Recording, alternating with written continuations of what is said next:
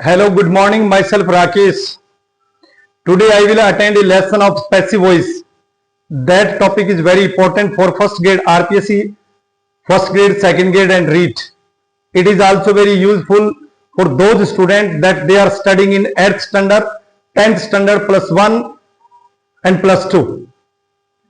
Both maybe Hindi, maybe CBSE board or maybe RBSE board.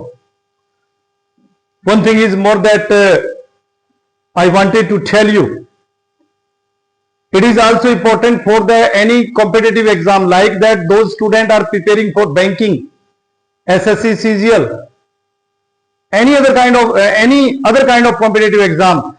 That topic is very important for you. So I can say that topic is multi-purpose. Passive voice का topic है वो RPSC first grade में भी लगता है, second grade में भी लगता है, रीट में भी लगता है, 8th में भी है, 10th में भी है, 12th में भी है। किसी भी प्रकार के और कोई कंपटीशन एग्जाम की आप तैयारी करें इसमें भी है। तो आइए देखते हैं, क्योंकि आज ये पैसिव की मेरी पैसिव वॉइस की तीसरी क्लास है। इससे पहले मैंने 2 वीडियो पैसिव वॉइस के अपलोड कर दिए हैं। तो आज जो अपनी क्लास रहेगी वो क्लास नंबर 3rd।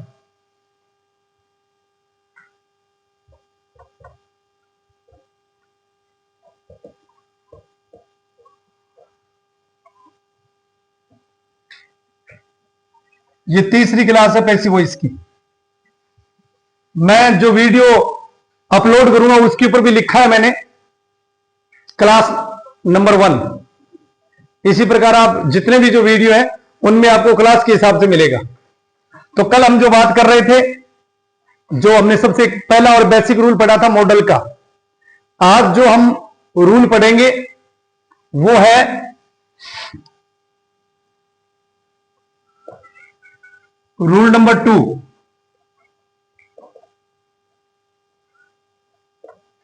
अनइम्पोर्टेंट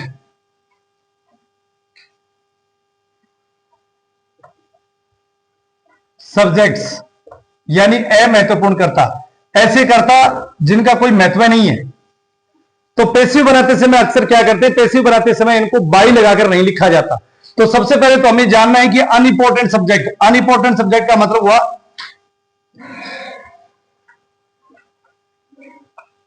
अमहत्वपूर्ण कर्ता। जैसे मैं एक सेंटेंस दूं, देखिए, Ram will play cricket, Ram cricket खेलेगा। तो यहां राम सब्जेक्ट है। दोस्तों जो राम है वो इंपॉर्टेंट सब्जेक्ट है, यानी महत्वपूर्ण कर्ता है। क्रिकेट कौन खेलेगा? राम। तो हम पैसिव बनाएंगे तो देखिए क्या करेंगे, cricket will be played by Ram. यहां पे हम बाई भी लगाएंगे, राम भी लगाएंगे। अब हमें देखना है कि अमहत्वपूर्ण कर्ता कौन कौन से, ध्यान दीजिए। जो अमहत्वपूर्ण कर्ता है उनको मैं लिख देता हूं, पीपुल, दे,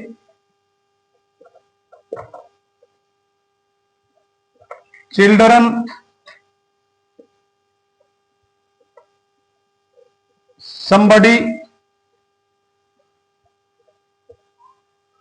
someone, everybody, everyone, nobody, no one। ये जो करता है दोस्तों, ये करता है वो अनइम्पोर्टेंट है, यानी इनका कोई महत्व नहीं है, ये इतने फिक्स है। People, they, children, somebody, someone, everybody, everyone, nobody, no one. इनको आप क्या करेंगे, नोट मैंने लगाया है, मैं यहां लिख देता हूं,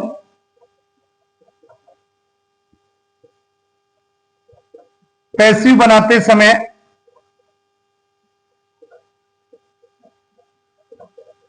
बाई लगाकर इनका प्रयोग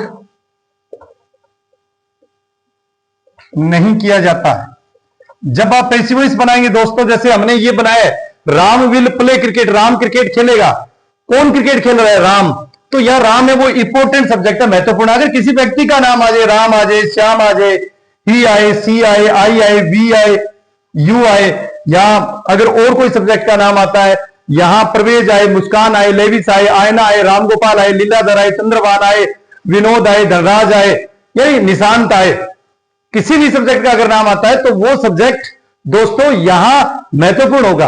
अगर यहां राम की जगह पीपुल आता, दे आता, चिल्ड्रन आता, समबडी आता, समवन आता, एवरीबडी आता, एवरीवन आता, नोबडी आता, नो वन आता, तो दोस्तों राम की जगह अगर ये आते तो ये अनइम्पोर्टेंट हो जाते, और अनइम्पोर्टेंट होते तो रूल क्या कहता है कि पैसिव बनाते समय बाय लगाकर इनका प्रयोग नहीं। इनका किनका? इनका प्रयोग, people, they, children, somebody. Example देखिए,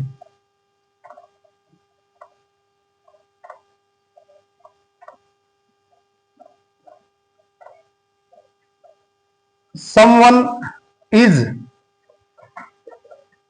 calling रमेश, कोई व्यक्ति रमेश को बुला रहा है। तो दोस्तों ये someone है, ये सब्जेक्ट है, ये is है वो हेल्पिंग वर्ब है, ये कॉलिंग है वो मैन वर्ब है, ये रमेश है वो ऑब्जेक्ट है। और पैसिव वॉइस की ये खासियत है कि पैसिव वॉइस में क्या होता है? पैसिव वॉइस में जो ऑब्जेक्ट होता है उसको सबसे पहले लिया जाता है, ऑब्जेक्ट को सबसे पहले लिया जाएगा और सब्जेक्ट को लास्ट में रखा जाता है। अब याद देखिए समवन आ गया, अभी समवन की जगह पीपुल आता, दे आता, चिल्ड्रन आता, समबडी आता, समवन आता, एवरीबडी आता, एवरीवन आता, नोबडी आता, नो वन आता। तो यहां ये अनइम्पोर्टेंट है, यानी कोई व्यक्ति तुम्हें बुला रहा है, कोई व्यक्ति रमेश को बुला रहा है, इसका मतलब रमेश को कोई ना कोई तो बुला रहा है। ये निश्चितता नहीं है कि कौन बुला रहा है, ये कह रहा है कि समवन इज कॉलिंग रमेश, या ऐसा भी हो सकता है कि समबडी इज कॉलिंग रमेश, या ऐसा भी हो सकता है कि एवरीबॉडी इज कॉलिंग रमेश, हर कोई व्यक्ति रमेश को बुला रहा है। Everyone is calling Ramesh, nobody is calling Ramesh, no one is calling Ramesh, people are calling Ramesh, they are calling Ramesh, children are calling Ramesh. Okay, तो पैसिव बनाएंगे तो देखिए क्या करेंगे, ये पता चल रहा है आपको, इज आर है वर्ब की फर्स्ट फॉर्म और आईएनजी। जो मेरा पैसिव वॉइस की पहली क्लास थी, और उस पैसिव वॉइस की पहली क्लास में जो मैंने एक साइड में टेबल पे इधर एक्टिव लिखा और एक साइड में इधर पैसिव लिखा है, उसमें मैंने टेंस बदले हैं। पहला टेंस दिया है, दूसरा ये प्रेजेंट कंटिन्यूस है दोस्तों, is am are I verb की first form I, ING I, तो is are am I verb की first form I, ING I, it is the present continuous, ये प्रेजेंट कंटिन्यूस टेंस है। पैसिव बनाते समय हम क्या करेंगे? पैसिव बनाते समय present continuous is are am और वर्ब की फर्स्ट फॉर्म आईएनजी को हम चेंज किसमें करते हैं? हेल्पिंग वर्ब तो मित्रों चेंज नहीं होगी, इज आर एम का इज आर एम ही रहेगा। इसमें अगर यहां इज आता या आर आता या एम आता तो ये कोई चेंज नहीं है, सिर्फ इसमें चेंज होता है आईएनजी को हटाने के लिए बीइंग लगाते हैं, बाकी वर्ब की थर्ड फॉर्म करते हैं, ये आप जानते हैं। तो देखिए सबसे पहले क्या लें? रमेश। रमेश एक वचन है तो क्या जाएगा? इज। अब इस आईएनजी को हटाओ, और आईएनजी को हटाने के लिए बीइंग लगता है, बचा क्या? कॉल। कॉल की थर्ड फॉर्म कर दो called. Ramesh is being called, full stop. अब न तो बाई लगाएंगे और न समवन लगाएंगे। अगर आपने यहां पर बाई और समवन कर दिया, गलत है, नहीं आएगा, सिर्फ इतना ही आएगा। अब देखिए एग्जाम में ये पैसिव वॉइस कैसे आएंगे, ये ध्यान दीजिए। एग्जाम में इसका जो सेंटेंस होगा वो होगा, और आपको चेंज कैसे करना है। ये नंबर ए दे दिया, बी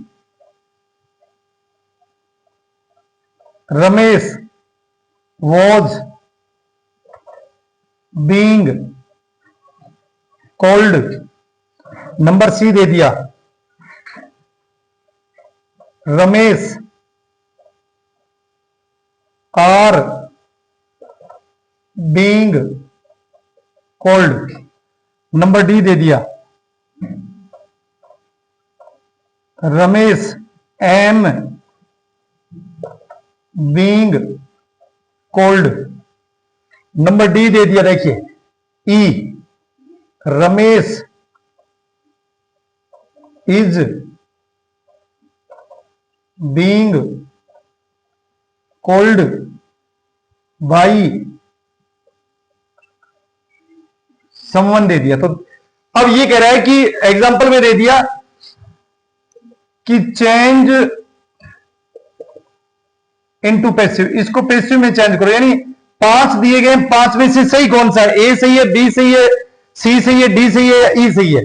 तो ये कह रहा है कि Ramesh is calling, sorry someone is calling Ramesh, कोई व्यक्ति रमेश को बुला रहा है।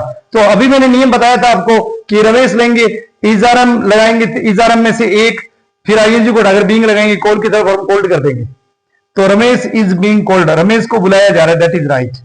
रमेश वाज तो हो गए नहीं क्योंकि ये प्रेजेंट कंटिन्यूस है, तो आप इसको पास्ट कंटिन्यूस में थोड़ी चेंज करेंगे। जो यहां हेल्पिंग वर्ब आ रही है वही यहां आएगी, इसलिए ये भी नहीं होगा।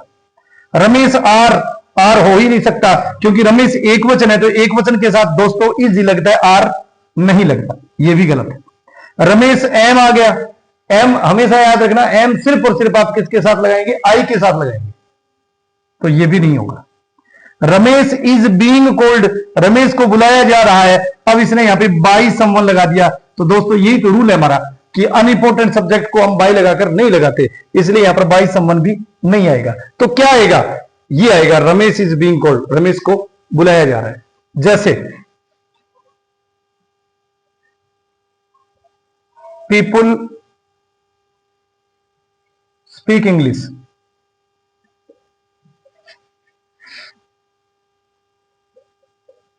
ऑल ओवर द वर्ल्ड, लोग पूरी दुनिया में अंग्रेजी बोलते हैं।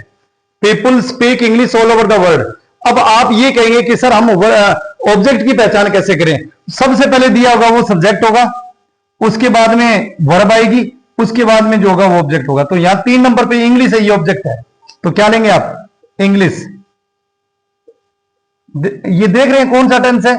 ये प्रेजेंट सिंपल टेंस है, क्योंकि कर्ता बहुवचन होता तो इसमें वर्ब की फर्स्ट फॉर्म आती है, एस और यस नहीं आता। अगर कर्ता एक वचन होता तो यहां वर्ब की फर्स्ट फॉर्म के साथ एस और यस होता। तो ये प्रेजेंट सिंपल है। और प्रेजेंट सिंपल कौन सा? वो आप रूल नंबर क्लास नंबर 1 में देखिए, एक्टिव वॉइस और पैसिव वॉइस में रूल नंबर फर्स्ट देखिए कि अगर प्रेजेंट सिंपल वर्ब की फर्स्ट फॉर्म मिलती है आपको, एस और यस मिलता है तो चेंज कर दो, किसमें करेंगे? इज आर एम में।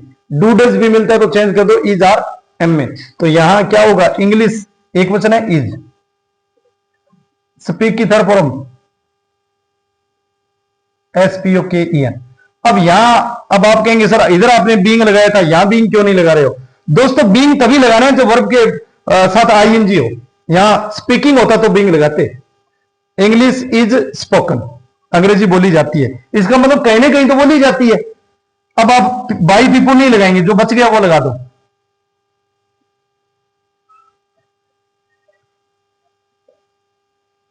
All over the world, English is spoken all over the world, पूरी दुनिया में अंग्रेजी बोली जाती है। एक सेंटेंस और देता हूं, देखिए।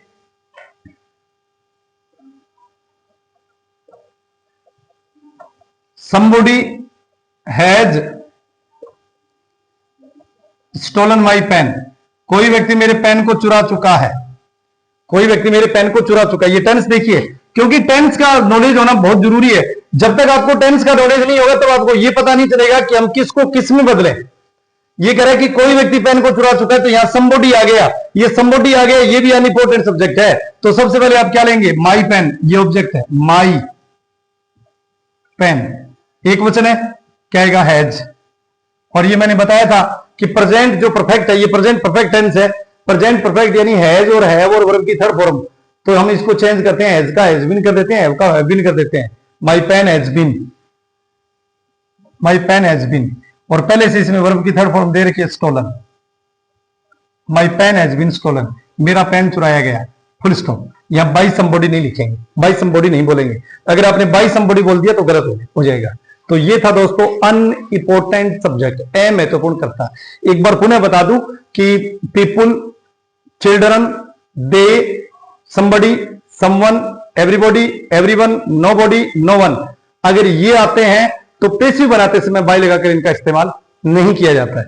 एक थोड़ा सा और बता दूं, एक इसमें जैसे दे का दे रखा है, ध्यान से देखिए, इसमें दे वाला है, तो थोड़ा सा दे वाला कैसे है?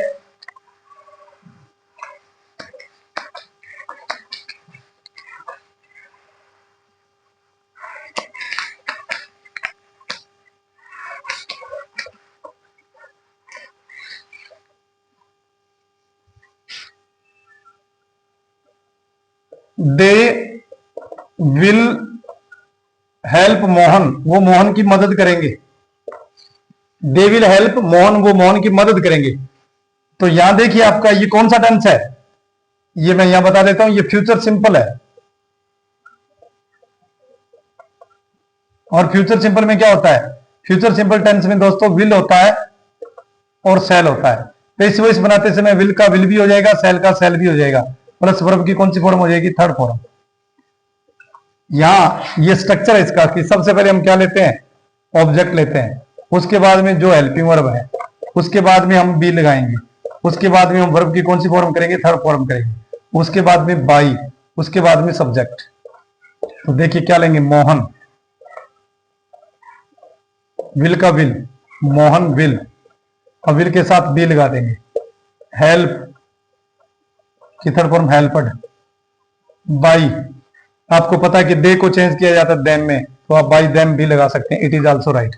अगर आपने इसको ऐसे लिखा, मोहन विल बी हेल्प, तो भी सही है कि मोहन की मदद की जाएगी, क्योंकि दे है वो अनइम्पोर्टेंट में आता है, इसलिए दे को आप बाई देम लगाकर चेंज भी कर सकते हैं।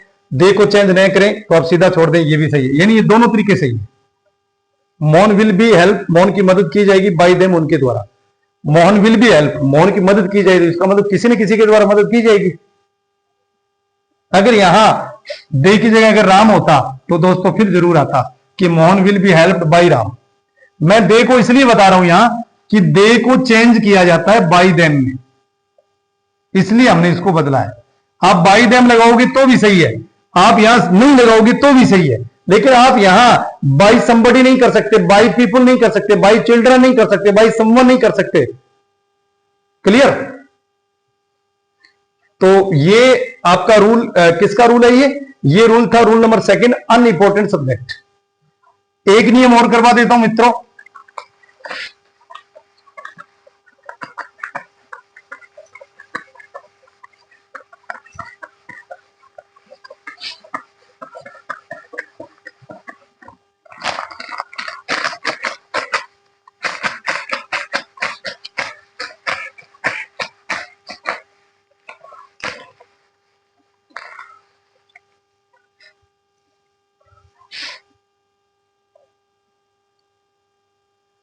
Rule number third, nobody और नो वन। ये अभी हमने थोड़ी देर पहले पढ़ा है कि नो बॉडी और नो वन है, वो भी अनइंपॉर्टेंट सब्जेक्ट है, लेकिन याद रखना अगर ये सेंटेंस की शुरुआत में होते हैं तो दोस्तों हमेशा ये जो मीनिंग देते हैं वो मीनिंग हमेशा किसका देते हैं, नेगेटिव का मीनिंग देते हैं। नेगेटिव का मीनिंग देने का मतलब है ये हमेशा नकारात्मकता, ये नकारात्मकता का अर्थ देते हैं। यानी सेंटेंस की शुरुआत जब नो बॉडी और नो वन से होगी एक्टिव वॉइस में, तो इसके साथ नोट लगा हुआ नहीं होगा। जैसे एग्जांपल बताता हूं,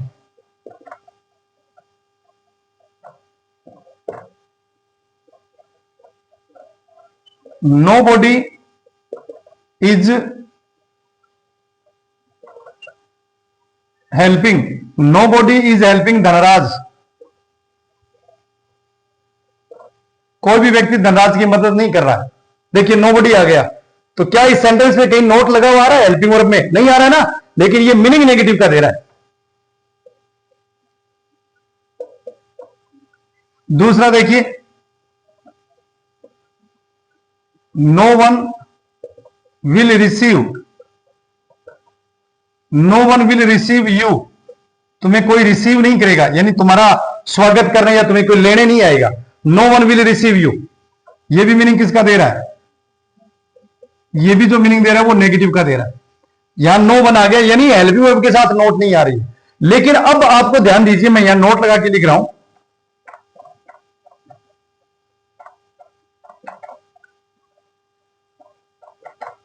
पैसिव वॉइस बनाते समय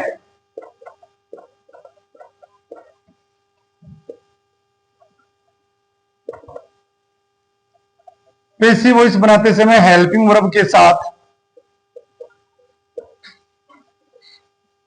नोट लगाया जाता है, याद रखना।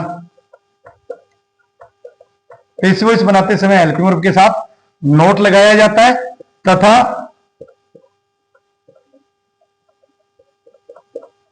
बाई लगाकर नोबॉडी और नोबॉडी और नो वन का प्रयोग नहीं किया जाता है।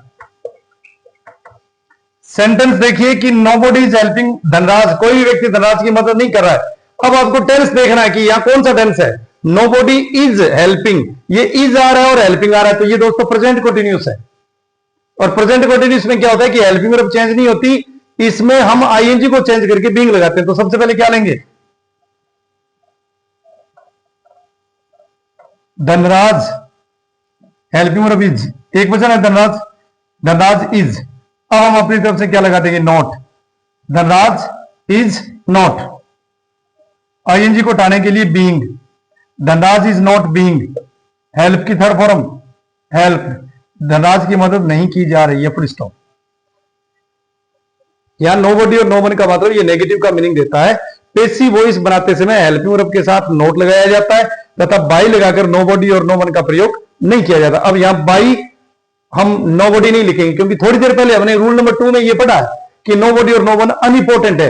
ये अनइम्पोर्टेंट है तो इसलिए बाई लगाकर इसका इस्तेमाल नहीं होगा। सिर्फ इसमें क्या होगा, सिर्फ इसमें इतना ही होगा कि पैसिव वॉइस बनाते समय हेल्पिंग वर्ब के साथ नोट लगेगा।